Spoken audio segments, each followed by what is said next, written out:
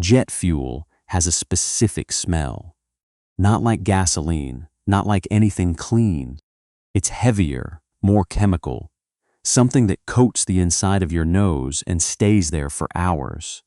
Petra Solis had spent 3 years learning to associate that smell with the worst moments of her life. Standing in the break room of Hargrove Regional Medical Center on a Tuesday afternoon, pouring what appeared to be the last cup of coffee from a carafe that had been burning since 6 in the morning, she caught the faint edge of it through the ventilation system and went very still. It wasn't jet fuel. It was probably the industrial solvent the maintenance crew used on the parking garage 2 levels below. Probably. She poured the coffee anyway. Solis. The voice belonged to Dietrich, the charge nurse, a man who wore his authority the way some people wear ill-fitting suits, constantly adjusting, never comfortable. He was standing in the doorway with a clipboard pressed to his chest like a weapon. "I need you in Bay 7. Patient overflow from the clinic upstairs. Vitals, assessment, nothing complicated. Leave the IV management to Chen, got it," Petra said. "And don't." He hesitated, choosing his words with the particular care of someone who had been reprimanded before for how he chose them. "Don't engage with the family. They're agitated. Just do the clinical stuff and step back. Understood." Dietrich left without thanking her. Float nurses didn't get thanked at Hargrove. They got instructions. They got the difficult patients. They got the rooms nobody wanted. And at the end of the shift, they got handed a different badge for a different floor and told to be somewhere else by morning. Petra had been floating at Hargrove for 4 months. She had learned the location of every supply closet, every broken call button, every attending physician who asked good questions versus the ones who just wanted the chart to look clean. She had learned all of it without making a single friend. That was the point. She carried her coffee down the hall. The ER at Hargrove was a level 2 trauma center, which meant it handled more than fender benders and chest colds, but fell short of the surgical complexity that drew the real specialists. The staff wore this fact like a chip on their collective shoulder, competent, proud, and perpetually resentful of the larger facilities that got the interesting cases.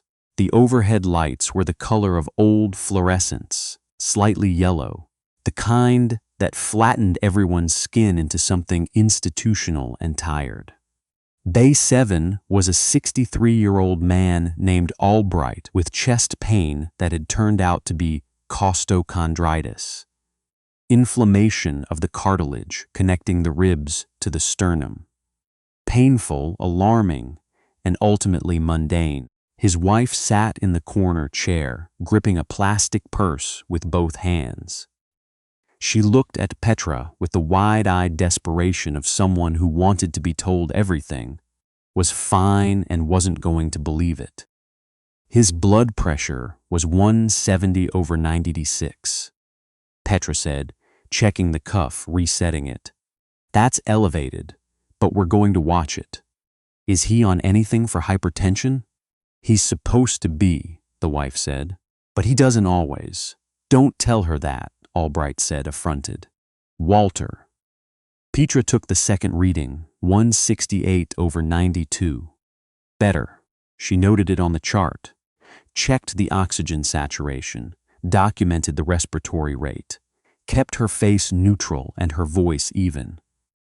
The wife asked 4 questions, all variations of the same question, and Petra answered each one with patient clarity. She pulled the call light cord to a position where Albright could reach it without straining. She checked that his water cup was full. She did not make eye contact with him in a way that invited extended conversation. She stepped back into the corridor and wrote up her notes at the mobile station, a rolling cart that smelled like hand sanitizer and had a sticky wheel around her The ER ran its mid-afternoon cycle. A child with a possible broken wrist was crying in Bay 2. A college-aged man in Bay 4 was approximately 30% of the way through, explaining to a very patient resident why he was certain his headache was a brain tumor. The radio at the nurse's station was playing something soft and country that nobody had turned on intentionally and nobody had turned off. Petra finished her notes. She moved to the next task on the board without being asked. That was the rhythm. Show up. Plug the holes. Vanish. She had been doing it for 3 years, in 4 different states, at 11 different facilities. She had a compact car, a storage unit in Flagstaff with most of her belongings sealed in labeled boxes, and a lease agreement in her name for an apartment she had been in for 6 weeks and had not yet bothered to hang a single picture on the walls. She told herself she liked it this way. The afternoon bled into itself the way slow shifts did, a laceration repair. 2 medication reconciliations, a diabetic patient whose glucose had dropped to 41 and who sat up from near unconsciousness after a tube of glucose gel and asked very calmly whether anyone had called his daughter. Petra had not, but she did immediately after, and then stood in the doorway of his bay, listening to the relief in the daughter's voice on the other end of the phone, and felt something complicated move through her chest that she did not examine. She was restocking the supply cart in the hall outside Bay 9 when the sound started. It didn't start in her ears. It started in the floor. A vibration, low and rhythmic, the kind of frequency that goes straight through the soles of your shoes and into your skeleton. Petra's hands stopped moving over the gauze packages. She stood very still, the way a person stands still when their nervous system has recognized something before their conscious mind has caught up. Thump, thump, thump, not one, multiple, overlapping slightly, which meant the rotors were not synchronized, which meant more than one aircraft, which meant they were military because civilian medevac helicopters didn't fly formation over civilian hospitals. The ceiling tiles trembled. Petra set down the gauze. She pressed her back against the wall and breathed through her nose and told herself it was a coincidence. It was a training flight. It was anything other than what the pitch and the weight and the syncopated resonance of the rotor signature was telling her it was. The red phone at the nurse's station rang. Dietrich stared at it for 2 full seconds, visibly recalibrating, then grabbed it. Hargrover. A pause. His face went through several rapid transitions. We are not equipped for, I understand, but our trauma bays are. Another pause. Longer. How many casualties? The vibration became sound. Sound became the actual audible chop of heavy rotors, close, directly above, rattling the ventilation ducts. Through the frosted glass at the ambulance entrance, a massive shadow passed, then another. Code yellow. Dietrich dropped the phone. His voice cracked on the second word. Everyone code yellow. Clear the trauma bays. We have inbounds, military, multiple casualties. They are landing in the ambulance bay. This is not a drill. He looked around at the assembled staff with the expression of a man who had prepared for many things and had not prepared for this. Move. Everyone move. The ER convulsed. Nurses collided with each other reaching for crash carts. A resident Petra didn't know by name tripped over his own feet, backing away from the nurse's station. Dr. Osi, the attending who moved through the ER with such habitual calm that his baseline state read as detached, was jogging, actually jogging. Petra had never seen him jog. Solis. Dietrich, spinning, pointing. Wall. Stay out of the way. She put her back against the plaster. Her hands were in her scrub pockets. She was pressing them flat against her thighs to keep them still. The ambulance bay doors opened under impact, rather than because someone pushed the button. They simply buckled inward, both panels at once, and the figures that came through them were not moving the way people move in hospitals. They moved the way terrain gets crossed when there is no time and no margin. 4 of them, in plate carriers over combat shirts, helmets off but comms gear still active, dust caked into the creases of their uniforms. The kind of dust that comes from a specific kind of ground, the kind that doesn't look like anything in the American Southwest. They were carrying a sked stretcher between them, the rigid plastic rescue litter that field units used when they couldn't get a proper evac basket.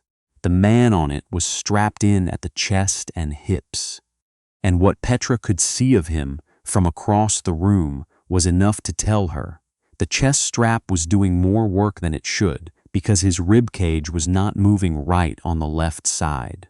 One of the 4 operators, broad, dark-bearded, a staff sergeant's rank on his chest, broke from the group and walked directly at Dr. Osi. Sucking chest wound, left anterior, partially occluded field dressing. He's been down approximately 18 minutes since point of injury. Sats were dropping when we loaded. His voice was flat and fast and completely without panic, which was more frightening than panic would have been. He needs decompression and a tube. Where's your trauma surgeon? We OC held up both hands. We are a level 2. We do not have a trauma surgeon on site. I can page. He's got maybe 6 minutes. The operator didn't raise his voice. He turned in a slow circle, looking at the room. Who's your most senior trauma nurse? Dietrich pointed at a woman named Kaplan, who had 15 years in the ER and was currently standing behind a crash cart with both hands gripping the metal frame. Kaplan was good. Petra knew she was good. She had watched her work. Kaplan looked at the man on the stretcher, and her face did something that faces do when the gap between training and reality presents itself at close range. She didn't move. Petra watched this happen. She watched Osi look at Kaplan. She watched Kaplan not move. She watched the operator turn back to the group because his guy was on a clock, and the room full of medical professionals was not responding the way a room full of medical professionals should respond. She watched the monitor that one of the other operators had pulled from his kit and attached. Field expedient pulse ox, military grade, show a saturation number of 78 and dropping. Her hands had stopped shaking somewhere in the last 90 seconds, and she hadn't noticed until now. She pushed off the wall. She didn't announce it. She walked across the ER floor, around the crash cart, past Dietrich, who said her name in a tone she ignored, and she stopped at the left side of the stretcher and looked at the wound. Field dressing, partially displaced. The entry wound was below the clavicle, left side, close to the axillary line.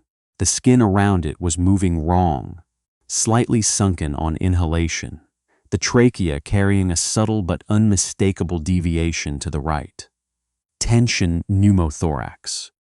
The pressure in the left chest was building, collapsing the lung, starting to push the heart and great vessels sideways. Needle decompression first, she said, then tube. She didn't look at Dietrich. She looked at the operator with the beard. I need a 14-gauge angiocath. I need a chest tube tray, 36 French, and a pleur evac. I need them in the next 30 seconds. The operator stared at her for exactly 1 second. 1 second of assessment, the kind that happens in environments where people learn fast whether someone in front of them knows what they're talking about. Cow Walchik, he said, not looking away from her. Kit 3. One of the other operators dropped to a knee, unzipped a trauma bag, and started pulling items. He knew what he was looking for. Of course he did.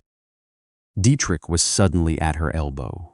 "Solis, you are not. You don't have authorization to."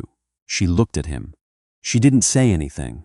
She just looked at him the way people look when they have made decisions under circumstances that make authorization feel like a word from a different language, and Dietrich stopped mid-sentence and did not finish it. "Hold his shoulders," she told two of the operators. "Keep him still. This is going to be very unpleasant for him." "He's under," said Kowalczyk, pressing the tray into her hands. "Lost consciousness about 4 minutes out. Then he won't feel it. Better for both of us." She tore the packaging. No time for betadine. No time for a lidocaine prep. Infection was a problem for tomorrow. Hypoxic brain injury was a problem for the next 40 seconds. She found the second intercostal space on the left side, midclavicular line. The landmarks were where they were supposed to be. She drove the 14 gauge in. The hiss of escaping air was immediate and unmistakable. A pressurized release, almost violent in its speed, followed by a thin spray of aerated blood that hit the back of her gloved hand and the front of her scrubs. Beside her, she heard the pulse ox tone shift, one low note becoming a slightly less low note.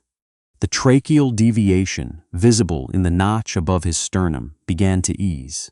"Sats are coming up." A voice behind her, the resident she didn't know, standing at the monitor now, apparently having decided that being useful was preferable to being paralyzed. 78, 81, 84, don't celebrate yet. She was already opening the chest tube tray. The needle decompression buys us minutes. The tube buys us the ore. She looked at Osi, who had moved to the right side of the stretcher and was, she noted with something like relief, ready to assist rather than argue. "Fifth intercostal anterior axillary line," she said. "I'm going in without local. Talk me through if you see tracheal shift returning." "Understood," Osi said. And just like that, without a credential being produced or a form being signed, the hierarchy reorganized itself around the reality of the situation. She made the incision. It was not a clean procedure. Chest tubes are never clean, and this one was faster and harder than any she had placed in a controlled setting, and she had not placed them in controlled settings for a long time. She used the Kelly forceps to open the track through the intercostal muscle, felt the pop as the pleura gave way, swept her finger through the opening to clear the clots. The man on the stretcher, whose name tape she registered now, Red Harrington, made a sound that was more reflex than anything conscious. The operators holding him didn't flinch. She fed the tube in, posterior and superior, angled toward the apex of the lung. Dark blood flooded the clear plastic tubing immediately. A lot of it. The kind of volume that meant he had been bleeding into that chest cavity for a while, and the tension had been masking the hemorrhage. "Pleur evac," she said. Osi connected it. The machine started its low rhythmic suction, pulling blood and air from the chest cavity with a sound like water through a bad drain. Petra stepped back. Her hands were bloody to the wrists. Her scrubs had acquired a pattern that looked abstract until you knew what it was. She could hear her own pulse in her ears, a slow and somehow distant drumming, the opposite of panic. Harrington's chest was rising symmetrically, both sides moving together. His oxygen saturation read 91 and climbing. He was going to make it to a table. Whether he made it off the table was someone else's problem, in a facility with better resources and a trauma surgeon on call. "We need to move him," Ose said. He was looking at Petra when he said it, not the operators. University Medical is 40 minutes by ground. I can get them on the phone in 2 minutes. Do it, the bearded operator said. He'll need blood en route, Petra said. O negative, 2 units minimum. Pressure bag on both. His leg, she looked at Harrington's right leg, where a field tourniquet had been applied at the mid-thigh. The limb below it was pallid and cold. That's been on too long. They need to know at the OR. Document the time of application. We've got it logged, Kowalczyk said. Put it on the transfer paperwork too. Yes, ma'am. The ma'am landed strangely. She hadn't heard it in 3 years. The civilian nurses broke their paralysis. They moved around the stretcher with the focused efficiency of people who had been reset by watching someone else operate without hesitation. Kaplan was on the phone with University Medical. The unknown resident was spiking the blood bags. Dietrich was standing 6 feet away doing nothing. Which was, Petra decided, the most useful thing he could have contributed. They rolled Harrington out through the ambulance bay, doors at a controlled sprint, 2 operators flanking the stretcher. OC keeping pace on the left side, monitoring the chest tube. The doors closed behind them. The sound of the helicopter rotors, which had been idling, she realized now, not departing, surged briefly and then faded as it lifted. The ER was very quiet. Petra stood at the center of Bay 1 and looked at the floor. There was a lot of blood on the linoleum, darkening at the edges where it had started to dry under the harsh lights. The discarded packaging from the chest tube tray was scattered across the mattress and the rolling stool and the equipment cart. A single nitrile glove, inside out, lay near the foot of the stretcher. She became aware that the remaining ER staff, 3 nurses, 1 resident, and Dietrich, were looking at her. She didn't look back. She pulled off her gloves, balled them, dropped them in the biohazard bin, and walked toward the sink at the back of the bay. She ran the water hot and scrubbed, with the institutional soap working between her fingers and up her forearms. The water ran pink and then pale and then clear. Her left knee ached. It always ached when adrenaline left her system. Some structural damage from a fall she had taken getting off a vehicle in the dark, in a place she no longer let herself name with any specificity. The ache was familiar in the way that old scars are familiar. You know exactly where they are even when you can't see them. Solis. She didn't turn around, she knew the tread. The bearded operator had come back in. He was alone. The others were presumably with Harrington. He moved through the ER with his hands at his sides and his comms gear still live. A red light blinking on the radio clipped to his chest. He stopped at a respectful distance from the sink. Not crowding her. I'm Vance, he said. Master Sergeant. She dried her hands on a paper towel. Solis. I'm a float nurse. Yeah. Something in his expression said this did not track with what he had just observed. Where'd you learn to place a chest tube like that? Nursing school, she said. He waited. She could feel him, waiting with the particular patience of someone who had learned. That silence worked better than pressure. She folded the paper towel into quarters and dropped it in the trash. 3 years in a forward surgical team, she said finally. 2 deployments. I got out 18 months ago. Vance nodded. Slowly, the way people nod when a thing they suspected has been confirmed. FST. That explains the needle decompression before tube. Lot of ear docs don't default to that sequence.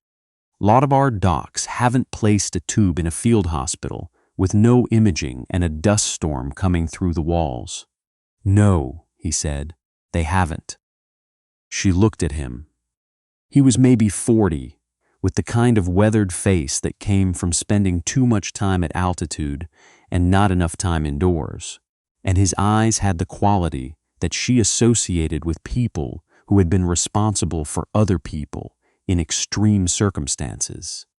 A specific type of tiredness, not unpleasant, but permanent. "How did you know this hospital?" she asked. "We're level 2. University Medical would have been the call." University Medical is 42 minutes out on a bad day. We had 18 minutes from point of injury and a man coding on a litter. He paused, and dispatch pulled the staff registry for every medical facility within range. Your name came up. She felt something cold move through her. My name, Petra Solis, former 68 whiskey attached to 2nd FST. Your license shows you recertified 3 months ago. He tilted his head. You've been floating. A lot. That's not. She stopped. There was no version of the sentence that ended in a way that wasn't obviously evasion. That's not relevant to how you chose a landing site. No, Vance agreed. It's relevant to why I'm still in this ER instead of on the bird. The fluorescent light above the sink flickered once, briefly, the way they did when the building's power fluctuated. Petra looked up at it and then back at the drain. I'm not in that world anymore, she said. I got out for a reason, I know. He didn't ask what the reason was. She noticed that. Harrington didn't know either when we loaded him. He was asking for his wife. A pause. He was also asking for the medic who pulled him out of a vehicle rollover outside Kandahar in 2019, which was, I'm told, a 68 whiskey named Solis, who put a needle in his chest in the dark without anesthesia and kept him breathing for 40 minutes until the CASVAC arrived. She pressed her hands flat against the edge of the sink. The steel was cold under her palms. He's going to recognize you, Vance said, when he wakes up, in case you were thinking about being gone before that happens. She hadn't been thinking about that. She told herself she hadn't been thinking about that. He'll be at University Medical, she said. He will. That's not my facility. No, Vance agreed. The silence stretched out. Somewhere in the ER, someone's monitor chimed. The country music had been turned off at some point during the chaos, and nobody had turned it back on. Dietrich is going to write me up, she said. Probably. I placed a chest tube without authorization. I performed a procedure outside my nursing scope of practice in the state of. You saved my sergeant's life. His voice was even, not warm, not cold, just precise. The hospital can sort out the paperwork. They'll be fine. Institutions are always fine. He reached into a pouch on his plate carrier. He pulled out a small laminated card, a unit identifier, the kind that operators carried as informal credentials in situations where formal credentials were either unavailable or insufficient.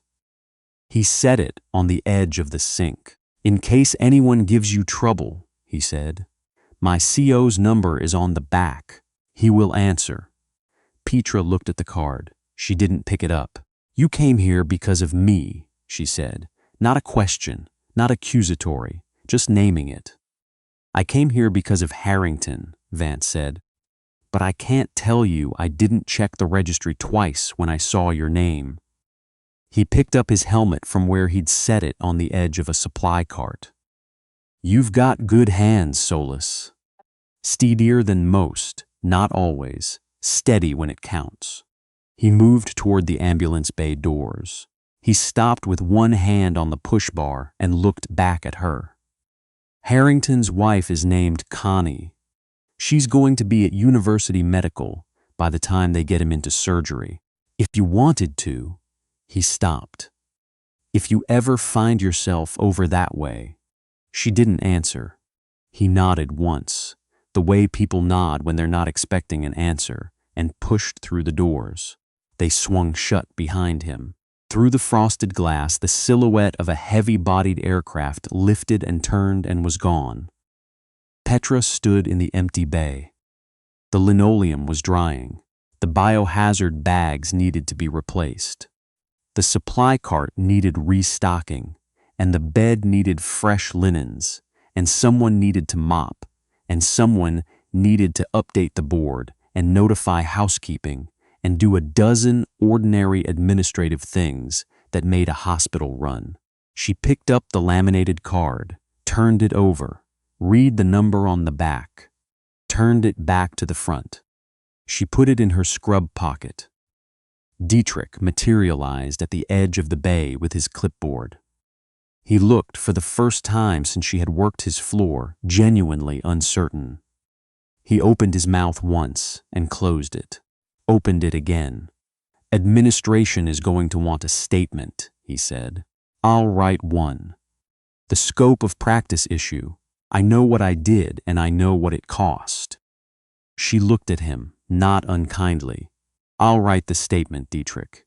I'll be accurate. If they want to pull my float contract, they can pull it."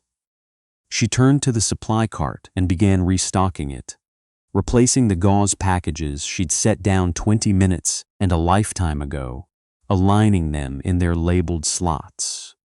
But they might want to read the outcome notes from University Medical first. Dietrich said nothing. She heard his clog heels retreat down the hallway. The ER found its rhythm again. The monitors chimed. The child in Bay 2 had stopped crying and was now negotiating with a nurse about the flavor of popsicle she was going to receive. The college student with the headache had been cleared and was putting on his jacket with the particular embarrassment of someone who had just been told he was fine. Petra finished restocking the cart. She pushed it back against the wall, square with the door, handles aligned. She pulled out her phone. She looked at the University Medical website for 11 seconds. She looked at the address. She put the phone away. She picked up the chart for Bay 12, a 40-year-old woman with a possible UTI who had been waiting 40 minutes, and walked down the hall to introduce herself. She was just the float nurse. She floated.